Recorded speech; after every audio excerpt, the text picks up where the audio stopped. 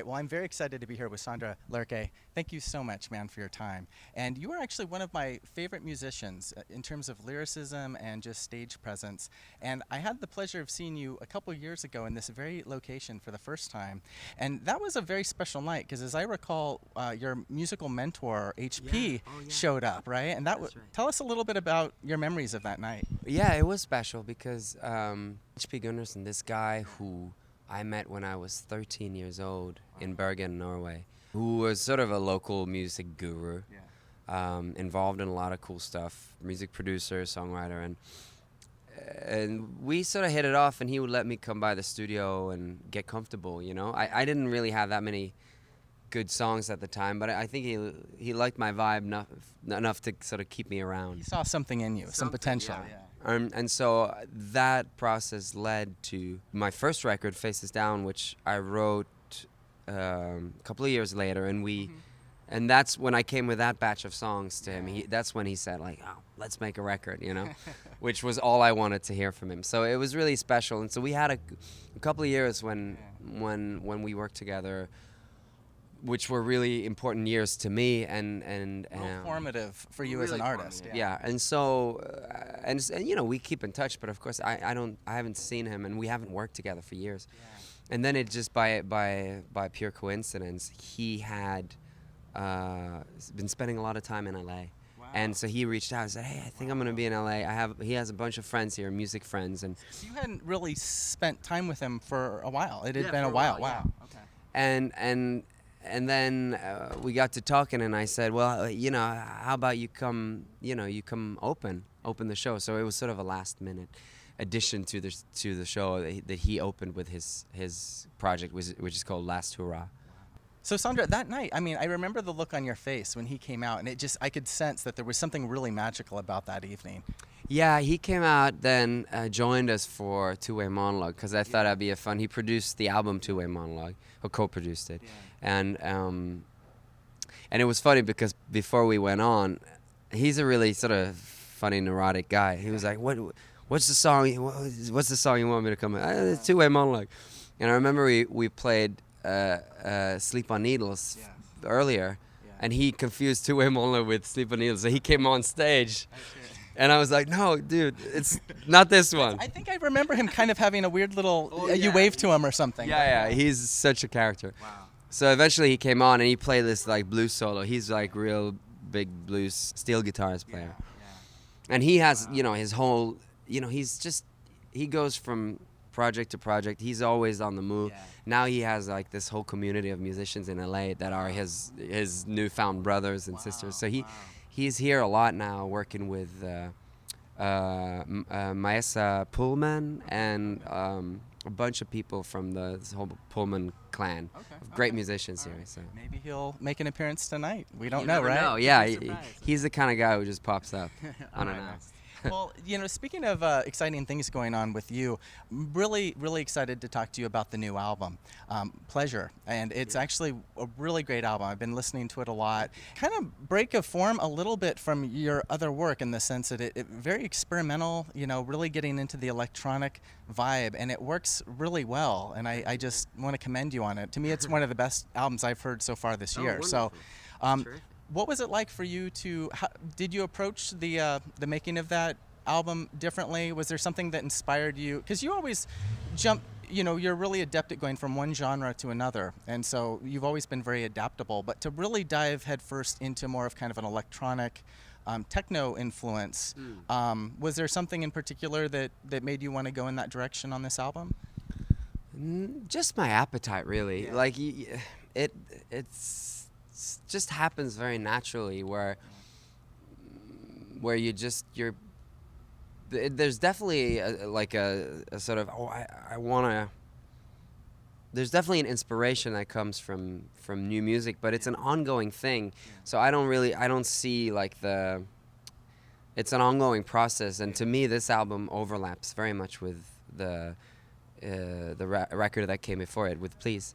So there's definitely songs on this album that I thought maybe would be on Please, and then for some reason they didn't feel as urgent then, or they didn't fit the narrative, or I think a lot in terms of narrative and what's the most important feelings on my mind that I want to get out. And so these songs just belong to a different era and a different state of mind, and that I knew I definitely wanted it to be a record that you could dance to. And I'd gotten an appreciation for a lot of techno music, for house music, ambient music also, which maybe you don't hear that much of on this record, but maybe the next. And you've been in New York for a while. Are you checking out the club scene in New York, or any influences there? Or? Yeah, I check it out wherever I go, because I travel so much in my work. I don't really think too much about where the influence is coming from, And this record, Pleasure, by pure coincidence almost, it feels, is completely recorded in Bergen, in my hometown. Wow. So this record, I recorded all over the place, but the stuff that ended up on this record just happened to be the stuff that was only recorded in Norway. So a real sort of full circle return to form there for Sondre. That's pretty magical. Yeah, it was strange when I discovered that, because I record a lot, and the stuff that I ended up like gravitating towards for this record were all the recordings that I did with my friends at home in Norway. So maybe that's why it sounds so fresh, and not that to say that your other music doesn't, but there's just something really vibrant about the final product. And you just mentioned something that was a question that I have for you, which is a lot of folks have, and we won't get into it, but the last album, relatively somber, still upbeat, but a lot of critics and folks made mention that it was made during a time of transition for you personally and professionally. And that album was called Please. And this album is called Pleasure. And the only words that you're adding, the only letters are a you are. And I wondered if there was something to that. In other words, wherever you are, or wherever you go, there you are. Some deep measure to that, or am I reading into it too much? Well, I think it probably makes me sound smarter than I am. But there's definitely the relationship between the two words please and pleasure. And I knew that the moment, like I had this epiphany when I just woke up and realized that this album was going to be called Pleasure. And once I had that sort of umbrella to collect all these ideas and these songs, then I knew what it was about and what part of my own life or process in my own life it was reflecting. But that's pretty smart that Please becomes Pleasure. I'll let you own that, Sondre. You just say that in all your other interviews. That's a freebie from us to you. Inner Edge Music. Pretty clever. I wish I was that clever. Yeah. You are. How you approach album making is a little different than most artists. You don't just sit down and doodle down some lyrics and stuff. Sometimes it starts with this sort of a priori sort of concept of what you want the album to be, and then you mold it to be that in terms of an emotion or a theme. Absolutely. And that's. I feel very blessed because I'm so lucky that I get to. It's not always easy, but I get to make I get to try and make the record I need it to be. You know what I mean? At that point in time, right? There's something about, because you're an artist that I don't really think ever really retreads the same water. Each album feels like a progression or a change, whether it's you exploring jazz, whether it's you taking on a more rockin' approach. Every album's really unique in your discography. Yeah, and I guess I don't set out to sort of take on different genres or directions. I set out to sort of make the music that reflects, of course, the thoughts and emotions I'm trying to sort out. The relationship between myself and the albums gets tighter and deeper, I think, with every album. So it really reflects purer and purer, like where I am and what I'm sorting through. And so I get to sort of use the songwriting and recording process as this means to sort of figure myself out. You've also had a lot of pleasurable collaborations through the years, and I've read some of them. You've had the opportunity to take the stage or open up for folks like Elvis Costello and Aha, Norwegian heroes, synth pop legends, and you've talked in other interviews at length about your early influences and things like that, and hearing Take On Me and things like that. But through the years, when you look at all the people that you've graced the stage with or that you've opened with, what are some other collaborations that stand out? People that you've toured with or played with? Well, I'm always reminded of a very, when I'm in LA, I'm reminded of this really cool lineup that some people, when I talk about it, they're like, "Wow, that happened." It was at the Hollywood Bowl, and it was Air was the main act, Stereo Lab, and myself. At that time, things just happened, and I was 20 or 21, or But that was a pretty cool bill, I thought, and they had the whole LA Symphonic Orchestra there.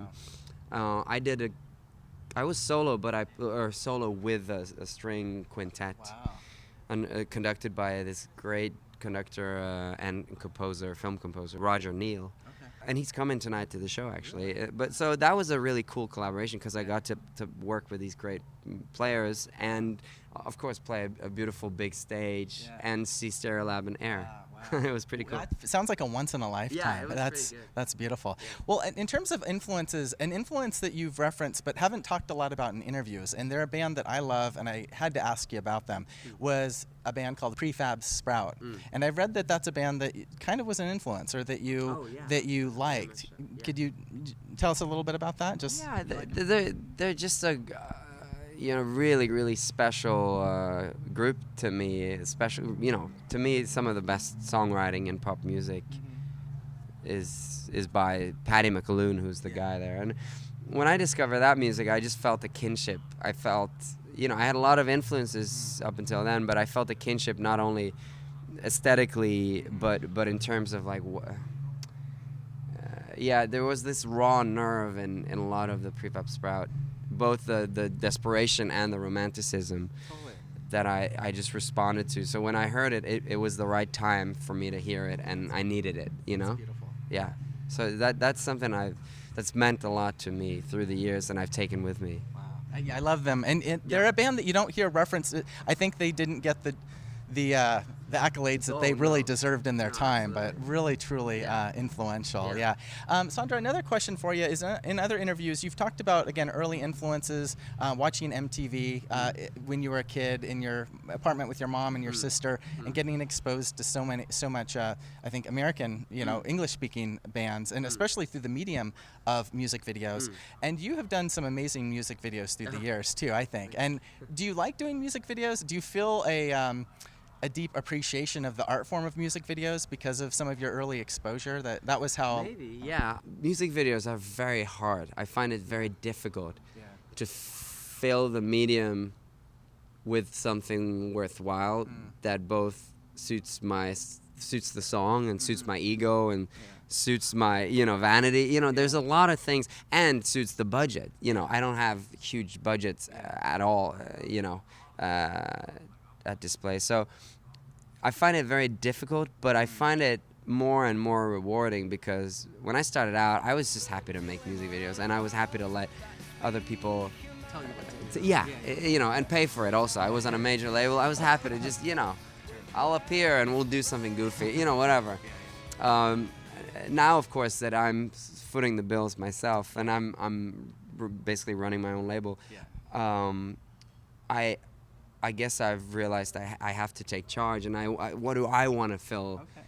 I've started thinking much more about the narrative and the aesthetics, and how to fill that medium with something that represents what I do. So now you're the Francis Ford Coppola, and you deservedly so if you're paying for the cost. Yeah, exactly. Yeah. I get to sort of. Usually I'll have an idea to begin with that we start with, and then I get to develop that with talented young directors who are eager to work. Yeah. Which one of your videos, if I may ask, was the most? Do you enjoy the finished product the most? Well, I think the 3 videos we've had from this record are the best videos. The pleasure videos I put a lot of work into, and I was lucky to work with a very, very talented young director who lives here in LA, Johannes Muscat. Really talented guy. And so he made the videos for I'm Always Watching You and Soft Feelings.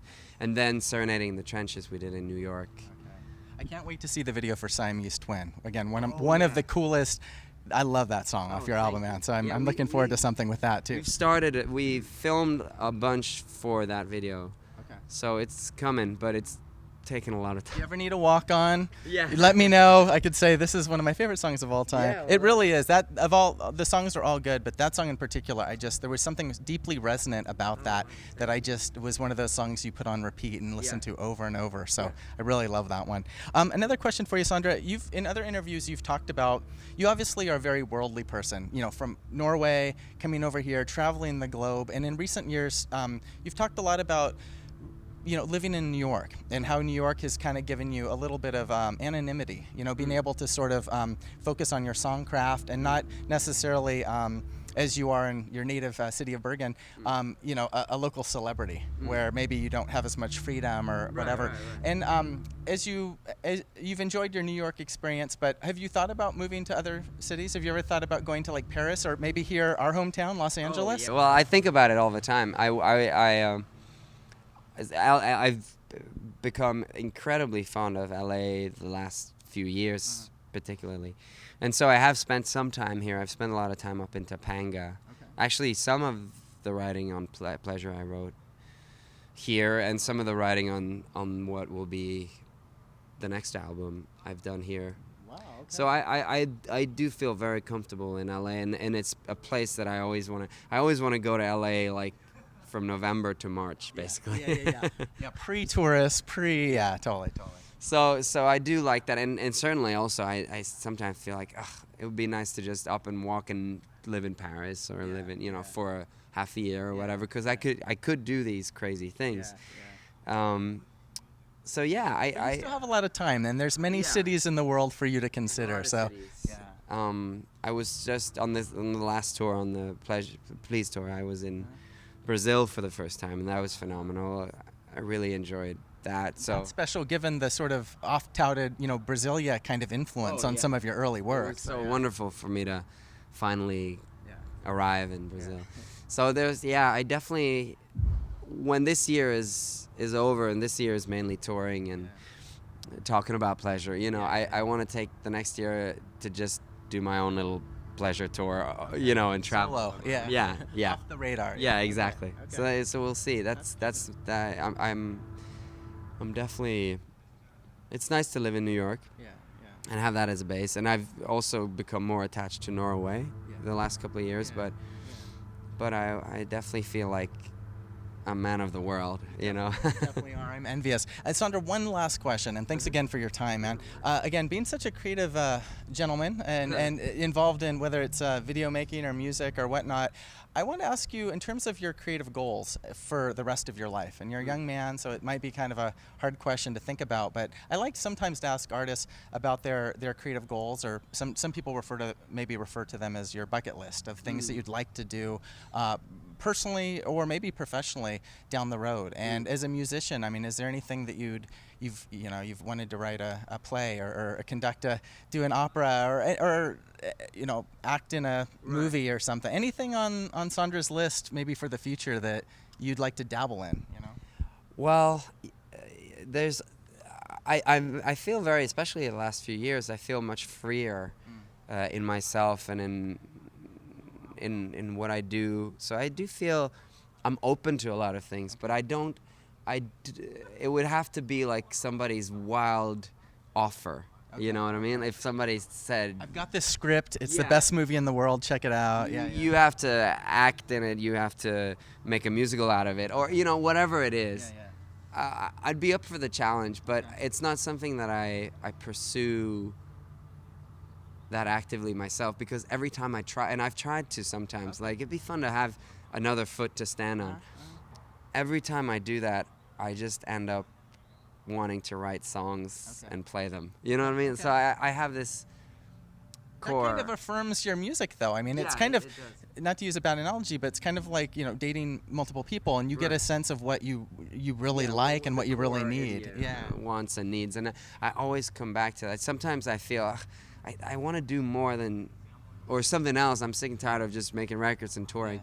But then I always come back to it, and then I can't wait to make a new record. I can't wait to tell a new story and dive into my own inner thoughts and dreams and passions. So but I'm definitely open to a lot of things, but I have a hard time sort of generating or like going after it. You know, Okay, okay. I'm open to other people's sort of offers or. Well, it's hard to jump in without seeing how deep the water is. You Yeah. know, just head first. You know. Yeah, there's something exciting and you know, and I am a performer, so I feel there's a lot I could do, and I am a composer. There's a lot I can do. But I definitely, there's a format that I really enjoy, and that's song. You know, to write a song and to connect that with me and with my performance, my sort of sharing it with an audience in a relatively intimate form like the Troubadour is ideal for what I do.